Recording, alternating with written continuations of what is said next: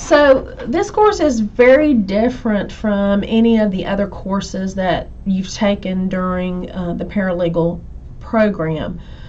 There are those that say that there is not an area of law that can specifically be called healthcare law, that it's really just a bunch of other legal specialties that just by happenstance involve doctors and hospitals, like the law of all things Shakespearean would be an example.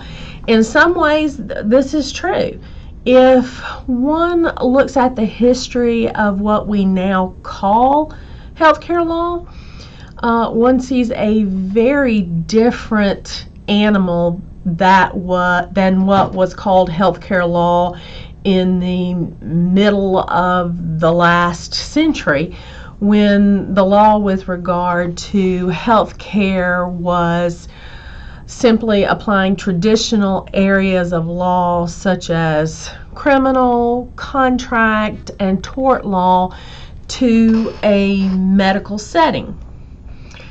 As science and society became more sophisticated throughout the second half of the 20th century, the idea of healthcare law grew exponentially, from the ethical implications of reproductive technologies and end-of-life questions to the rise of the economic and regulatory impact of medicine. Even what we are currently experiencing right now with the number of states that have passed new laws restricting abortion, we are adding to the case law for what would be categorized as healthcare law.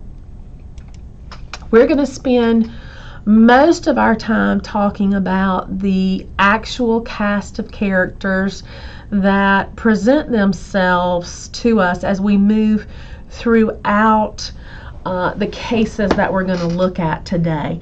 The focus of this course is really on the relationships that give rise to this notion of healthcare law. This course is like a drama and sometimes a comedy playing out before our eyes. And who are the actors?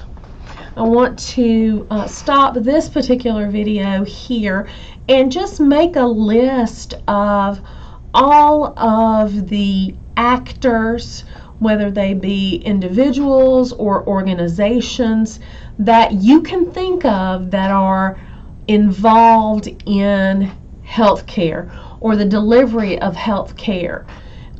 So we'll pause and you can pick up with the next video. I didn't say at the beginning of the video that I'm going to break these into smaller chunks because the smaller the easier it will be to get uploaded into YouTube and to Blackboard, and the easier it'll be for you to look at the different videos. You don't have to do it all at one time. So pick up with the next video in this folder.